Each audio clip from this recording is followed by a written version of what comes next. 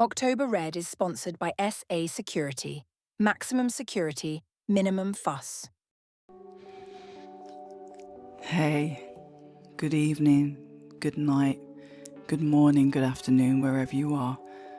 It's Abs of October Red and we're back with news and reviews.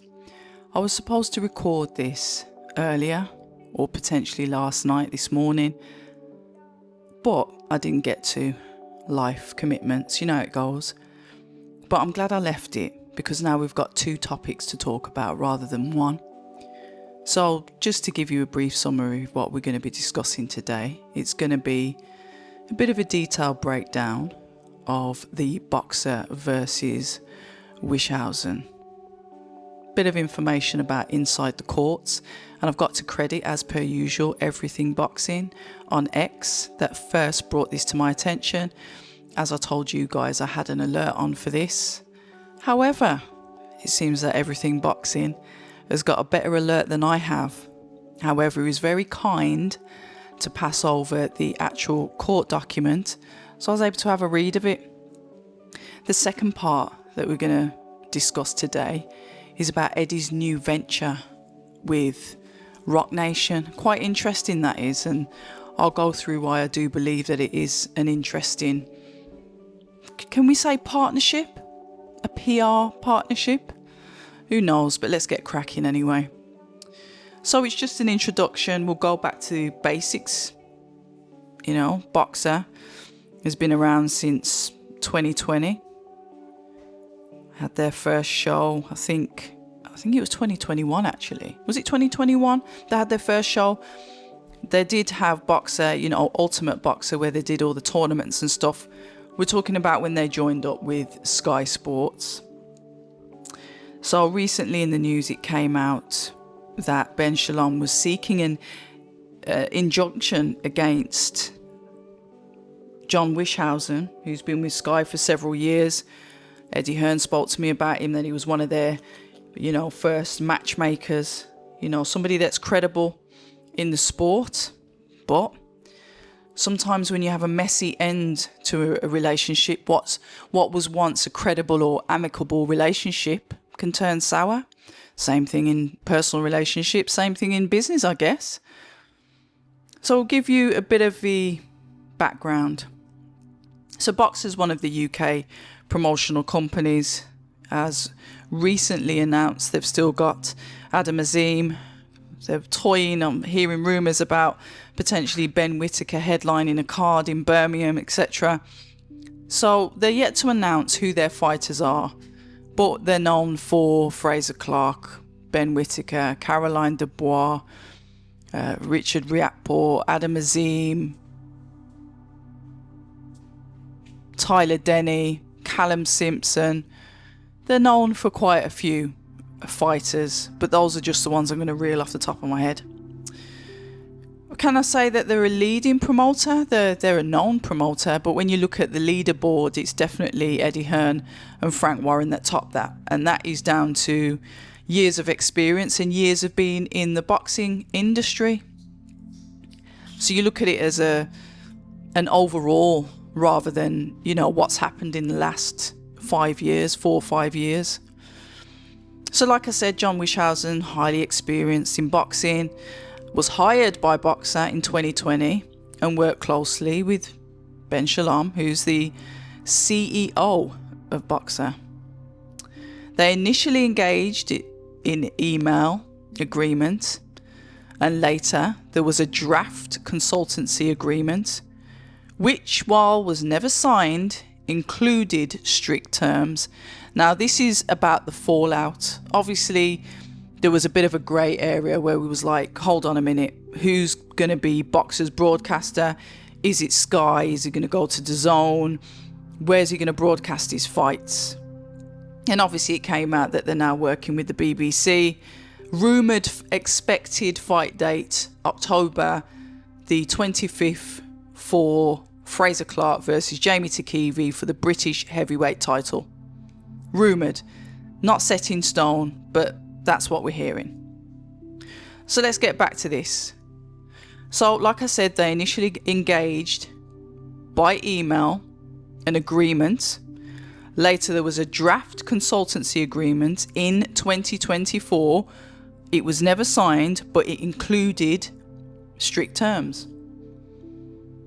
Promote boxers' interests exclusively. No approaches to fighters without consent. A 24-month non-compete clause after termination. There's a little bit of a hole here. I just want to go back to the basics. John Wischusen was hired by Boxer in 2020 and worked with Ben Shalom. Email agreement, nothing signed, so it's like a handshake, you know, man of honor and all that. And there was a draft consultancy agreement written up in 2024. Not signed. Yeah. Consultancy agreement, contract, whatever it says, is it worth the paper that it's written on if it hasn't been signed? I'm not digressing, I'm just going over the details that are in this order for the injunction, and they've been granted the interim. So we're going over the case file. Boxer's case, Wishousen accepted these terms in practice, invoiced under them, and acted as the head of boxing. So accepted them in practice, invoiced under them, and acted as the head of boxing. Okay, so he did what he was told. He was paid under those terms and acted as the head of boxing. So, as the head of boxing, was that part of the contract? You are employed by Boxer as the head of boxing. Who knows? That's not included there. If I've missed it in the paperwork, I do apologise, but it's not glaring out to me. A consultancy agreement, in brief, was signed to make sure he only worked for Boxer, didn't approach fighters without prior consent, and a 24 non-compete clause after termination. So when Boxer left Sky, John Wischusen can't contact any of his fighters within 24 months of Boxer leaving Sky. That's what it is, open and shut. Albeit, none of this is signed. Wishousen's case is he never signed anything, never agreed to restrictive clauses, and said no written contract bound him. There we go. Your word is your bond. No, not in this case. So the dispute is, in August 2025, Wishousen told Boxer he wanted to leave. Okay, so he's looking out the front door. He wants to go. Remember, we are in 2025. August is literally just gone. Boxer discovered evidence suggesting he had been working with others to launch a rival boxing venture. He had secretly been corresponding with Sky Sports about events from March 2025 onwards. So this is while he was still in this invisible consultancy contract that wasn't signed. He had deleted emails from his Boxer account, some twice, to hide, this is the allegation, to hide discussions. He wasn't just cleaning up his emails because it was just getting a bit full. Key examples from the judgment are a March 2025 email with a framework budget for boxing events involving Boxer fighters but unrelated to Boxer's own shows. Follow-up spreadsheets revised with financial details, drafts of emails to senior Sky staff about a new venture exploiting Sky's facilities and channels, an email in July 2025 attaching budgets for rival events, and on August the 7th, 2025, Wishousen admitted deleting multiple old emails specifically to stop Shalom seeing them. Boxer argued that this was sabotage, undermining their contract renewal with Sky, while they were also negotiating a new broadcast deal with the BBC. Lots of dates. A timeline is always important to look at. So we can safely say that Boxer's relationship with Sky Sports may have been a little bit icy from March going onwards, or maybe slightly prior to that. We can look at the timeline and agree that that's possibly the case. Because from March 2025, that's when John Wischusen is contacting Sky. There's budget emails going around speaking about looking at rival dates. And obviously these emails are not including Ben Shalom. Obviously Boxer is the administrator for the email address, so they can retrieve all emails, included ones that have been deleted, and it looks like that's what they've done in this case. As aforementioned, Boxers argued that this is sabotage because it's affected their negotiation or renegotiation with Sky, while they were also negotiating with the BBC. So all of this comes out, obviously, Boxer's the claimant, John Wischusen is the respondent or the defendant, however you want to look at it. And they've obviously been served, Boxer's served legal papers, and John Wischusen's obviously had to get his solicitor to draft a response, etc., etc. And then obviously they arrange, a suitable date for the hearing. So this is what I've been chasing.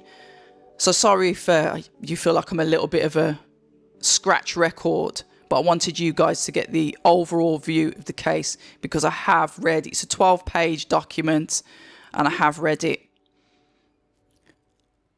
So the court hearing, Boxer applied on September the 1st, 2025 for an interim injunction. They wanted Wishousen stopped from contacting Boxer fighters, managers or agents, working for or setting up rival ventures, poaching Boxer staff, communicating with Sky about boxing, entering boxing deals competing with Boxer.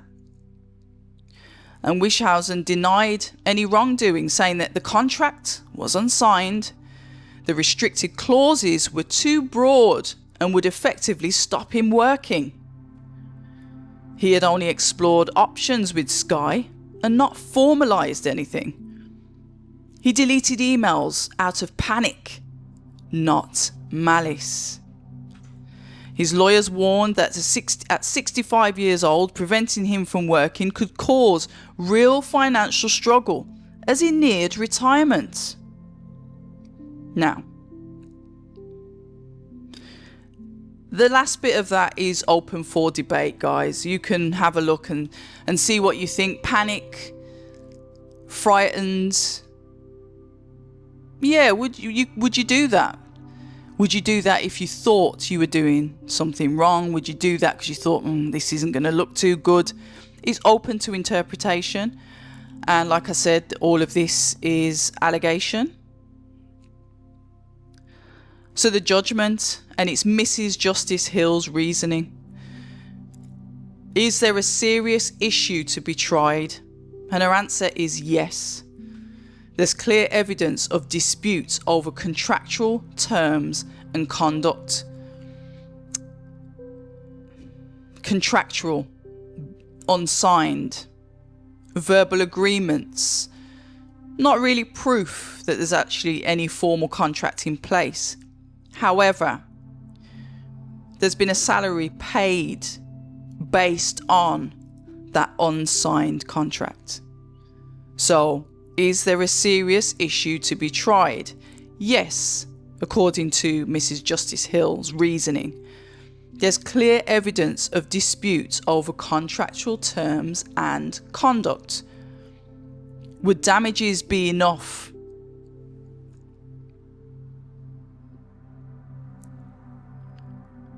Would damages be enough later? No, is what she said. Boxer risks losing credibility with broadcasters and fighters. Harm to their reputation and stability could not be fixed with money. Balance of convenience in Boxer's favour. boxer risked irreparable harm if Wishousen kept operating. Wishousen would still be paid a monthly fee during the injunction, reducing hardship. Key finding: the judge said Wishousen's conduct, secret correspondence with Sky, and deleting evidence showed a real risk of undermining Boxer from within. So the order. The court granted Boxer's draft order almost in full until the trial, which I believe has been set for a later date. I think it's November, the beginning of November. I do stand corrected if that's wrong. So until trial, Wishousen is barred from: number one, contacting fighters, managers or agents except with Boxer's consent. Number two, working with or setting up rival boxing companies. Number three, approaching Boxer staff. Number four, communicating with Sky about boxing. Number five, entering boxing related deals against Boxer's interests. The judge concluded, for all these reasons, I make the order sought by the claimant, Boxer, directions required for an expedited trial of the claimant's claim. The trial is expected in November 2025. So thus far, they've got what they wanted. They've got their interim injunction. And like I said, I'll be keeping an eye on the story. To me, there's a lot of holes in this. And I was always taught, I'm of the old school. Well, if I was old school, the handshake would have been good enough. I'd say I'm from the newer school. If it isn't written down, it didn't happen. Document everything. Because one day you might actually need it. If you're panicking, don't delete stuff. If you can justify why you've done what you've done, don't delete stuff in panic, because you can retrieve deleted emails, even if they've been double deleted, etc., etc. You've got guys that work in information technology that are able to pull computers apart. And when I say that, the hard drives in the computers apart and find things that you think have disappeared forever. So we'll see what happens with that. I want you guys to wade in on the comments. I do appreciate, obviously, all your feedback and your thoughts on this. Like I said, personally, I've met John Wischusen before, an absolutely amazing man. He's an older gentleman, and I was always taught to respect your elders. This is very messy, and I hope it gets resolved. And I think it's going to be very stressful for John Wischusen as well. However, if Boxer feel like they've been betrayed, they feel like somebody's tried to go behind their back, they know that, I think their initial contract was like £36 million over a 4-year deal or whatever it was. He may feel that, that was ruined. But then there's accountability, that word that every podcast says at the moment. Can Boxer take accountability to not necessarily blame John Wischusen, even though he probably didn't act in a manner correctly? But what about the accountability? I'm sure there were a lot of people putting fingers in pies trying to not let that contract renewal happen. I think John Wischusen may be taking a heavy load when I'm sure there was lots of other people digging the boot in, as people do. It's a very, very cutthroat industry. Make no bones about it. And you have to be resilient to survive in such shark-infested waters. So yeah, we'll see what happens with that. I'll be following that story closely. But like I said, I'd love to know what you guys think. Let me know in the comments. So, Eddie Hearn. As I was scrolling through my Instagram, saw Eddie Hearn at the Roc Nation headquarters, and he signed, and let me find the exact wording of this. So let me just open up my Instagram. So bear with me for the delay. Let's find young Edward in the search engine. All right. Eddie Hearn, and this is from his Instagram, which no doubt has been put across all his social media platforms. I'm delighted to announce a new strategic public relation focused partnership with Roc Nation. As we continue our growth in the US and internationally, together we are driving new opportunities for our fighters across sports, culture, and global media. So there's a few things that he's mentioned there across sports, culture, and global media. So let's get into it. So a global strategic partnership between Matchroom Boxing and Jay-Z's Roc Nation Sports International, which is abbreviated to RNSI. It's framed around brand building, storytelling content, and cultural crossover. Just to reiterate, it's not a sale or a merger. They're working together. Maybe not quite a partnership, maybe, but they're working together. Eddie Hearn has been seen to quote, and this is from Matchroom Boxing, "The aim is to connect with the wider audience, enhance our brand presence, especially within the US and globally, by tapping RNSI's culture media chops." You know what I mean? Chops. So obviously there's no financials or long term, how long the deal is going to last for. No change of ownership, no exclusive broadcast angle named in the release. It reads as a marketing strategy, I guess, and a talent branding alliance, not a co-promotional or TV rights deal. Yeah?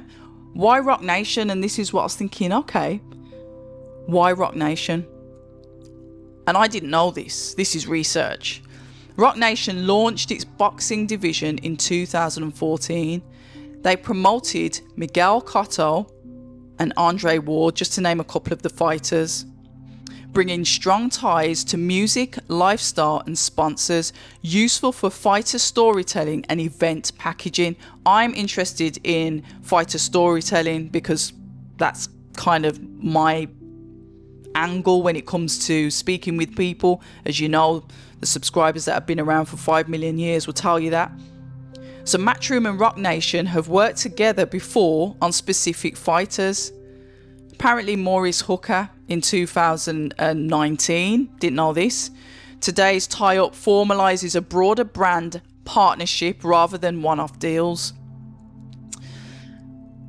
So I thought, okay, what are they going to actually do together? Fair enough, they've got their boxing. They're also involved in sports, which I'll touch on in a bit. But what can they actually do for Eddie? Eddie has been very direct when it comes to the American market. It is something that he has pushed the boat out. He's literally gone hell for leather, all guns blazing, every word that you can think of, to really corner that market. And you've got to take your hat off to him because he's strategic, resilience, and go-getter mentality, because he just doesn't give up. He doesn't go away. He's able to find holes in the market and manipulate them well to benefit him. Look, the American boxing was American boxing. You know, you've got your PBC, you've got your Top Rank, all of that. You know, even he was going to and fro with Leonard Ellaby for ages, and he just didn't stop. He just never stopped. Where are those businesses now compared to Matchroom Boxing? You've got to give it to him. America is not his home country. The UK is. And the way that he's gone over there and literally bulldozed himself into rooms, you've got to give him credit for. And he said it to me. He said, stop waiting till the end to ask for an interview. You've earned the right to push your way to the front of the queue. He said that to me. Funnily enough, I haven't had an interview with him for like 7,000 years. Hi, Eddie, if you're listening to this. Probably won't be. Maybe his PR will. But yeah, he said you've got to be a little bit of a bully. But a bully in business, you've got to find your way. You've got to, if there's not a road for you, you've got to build the road, make the road, and make your way to your destination. And I have always admired that about him. His tenacity, his ambition, and yeah, his relentlessness. So what we're likely to see from this, content and shoulder programming, which basically documentary style features, social series and crossover activations, leveraging Roc Nation's artists who they've got signed, athlete network to amplify fighters' profiles in the US. So we recently seen Crawford attend a non-boxing event. I'm not too afraid with the American sports. However, he had an absolutely magnificent reception. And what I will say, and why I do think that this works, is because boxing is not the top of American sports list. Eddie Hearn, like I said, once again, is playing a strategic game to push the profile of his fighters up to the top, like the other athletes, basketball, baseball, all the different sports that come before boxing. Boxing's kind of like at the bottom in America. So very strategic. I like it. So they're looking at potential sponsorships and culture-led events. And when we talk about culture, we mean like music, celebrity presence, premium hospitality. And you think about this when it comes to his shows. I know I moan a lot when His Excellency was doing concerts in the middle of the boxing fights. Hopefully they'll manage it a little bit better than that, because I don't like the two mixing. But I understand in Super Bowl they have like they have concerts, don't they? They have a whole concert in the middle of it, and that's cultural for America, and America's used to it. But when it comes to us boxing folk, all we want to do is see people knocking different shades out of each other and having a good old scrap, and we don't want any interruptions. We're so fixed, we're so rigid, we're so stuck in our ways that we don't want to see any other way. However, like I said with Eddie, he's got a way of being innovative, switching the program, almost spinning it so you feel like you're missing out if you're not involved.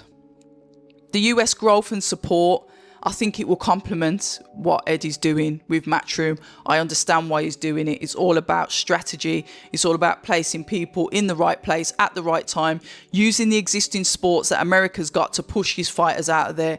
Like he said, with the storytelling, fighter sitting down with a baller, however it works out there, both of them having a conversation, sharing journey, it will get people invested. People want to listen. People want to understand about the fighter versus the baseball player.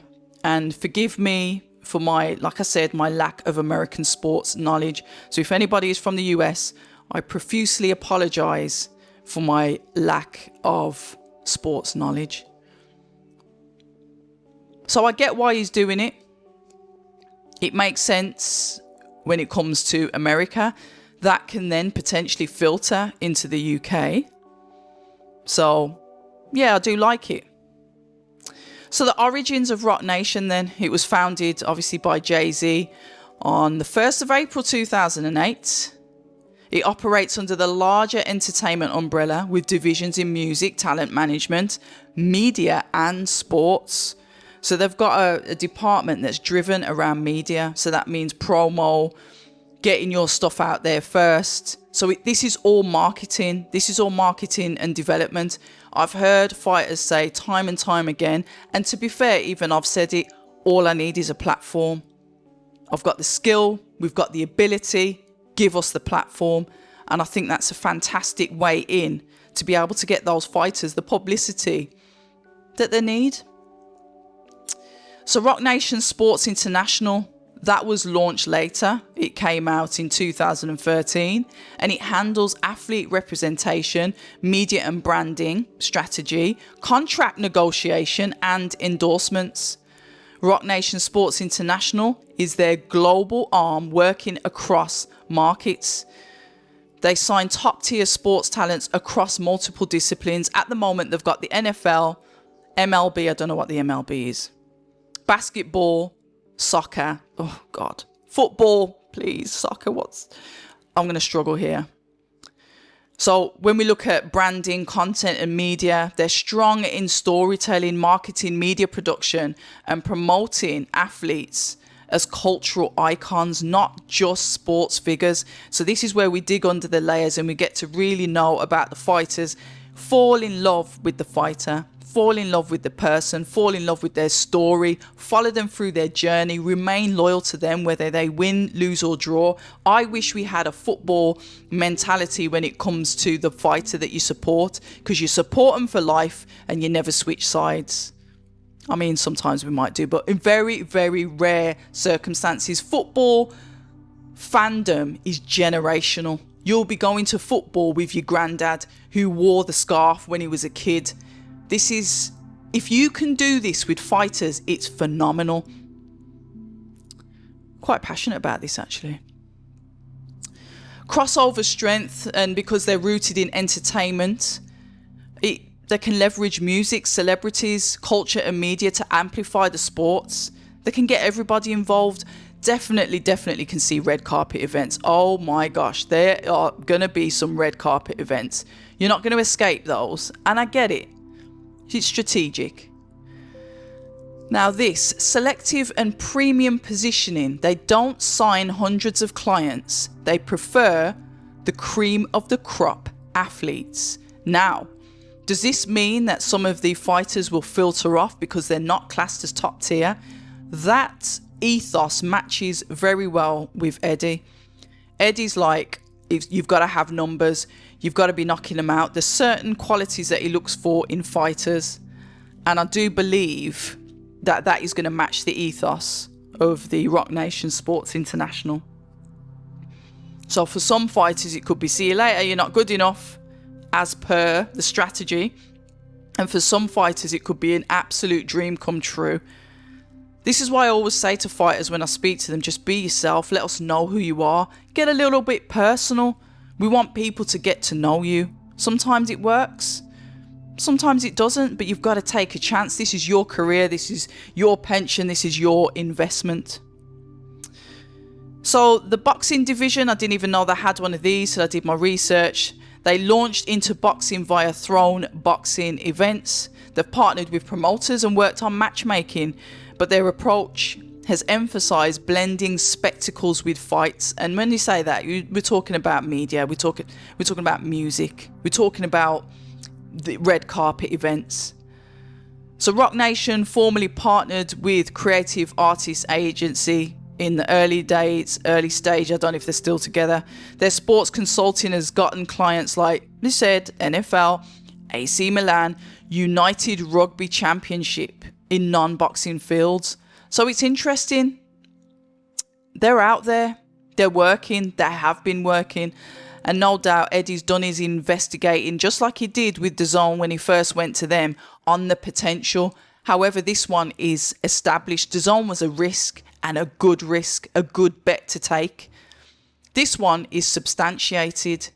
So it's a known, it's not really a risk because they're already established. So a good risk. We'll see, the proof's always in the pudding. Sports agency space is saturated. Traditional agencies and promoters sometimes resist or block collaborations. These are potential, bumps in the road. Scalability versus selectivity. Their model is boutique, less about quantity and more about high quality. When Eddie, I would say, is more about quantity. He's more about numbers. So that might be a little bit of a, they'll have to meet in the middle. That limits volume but maintains brand prestige. Now, I'd rather quantity. No, I wouldn't. I'd rather quality over quantity. Give me that every day. So when I look at something, I do see, boutique. That is what I want. That's a strategy that I want. We'll see. need to prove their value in boxing. We've got most valuable promotions up there pushing through in America as well. You know, spectacle is one thing, but the boxing fights must deliver. You know what we're like as boxing fans. We want blood, sweat, tears. We want absolutely everything. So what is going to make them stand out? Now, this is why, coupled with the storytelling, the celebrity events, people, you know, getting all those reporters there to turn up to events, I think that will sell. But then, and this is my personal opinion, are we just getting to be... Everyone's starting to look the same. There's no individuality. Everything is so designer that we forget the quality that might be in the non-designer items. That's what I worry about. We're losing quality people in the fake reality that we all live in social media. But like I said, the proof is in the pudding. So their strength is in media and branding. So if a fighter underperforms, then you've got reputational risk. Now, if you're dealing, like you said, with the best of the best, your reputation, this, that, and the other, and this is where Eddie, I think, will have to go towards quality, not just quantity. He might have to have that boutique approach, but like you said, smaller audience, eyes are more on you. If a couple of your fighters lose in that small presence, it's like, do they really know what they're doing? You know what we're like. So yeah, it's a little bit to digest. Overall, I think it's a good idea. It works. Obviously, as per usual, I want your thoughts in the comments. I love for you guys to tell me what you think. I'm interested to get your feedback, actually. I would like to say I'm going to contact Eddie and we're going to do a conversation on this, but I think he's been very, very selective with who he's speaking to at the moment. So I can't really get through to him like I used to be able to. But that is life. We keep it moving. I'm watching from the distance. I admire the work, as I always do. But let me know what you guys think in the comments. Is this a good move? Can you see the vision? Doesn't matter if you can or not, because it's happening anyway. I see it and I understand why they're doing it. But let me know what you think. So that's it for today with news and reviews. I've got to shout out my sponsor. I don't think I did last time, even though there's a before and after. So shout out to SA UK, Maximum Security, Minimum Fuss. And yeah, I'll catch up with you guys soon. The next event is going to be Sheffield. I'm probably going to do a watch along for that, but I'll attend the media day, the press conference, because I do enjoy those. But more than likely, that's October the 11th. So that's a couple of weeks away. We will be having a watch along for that.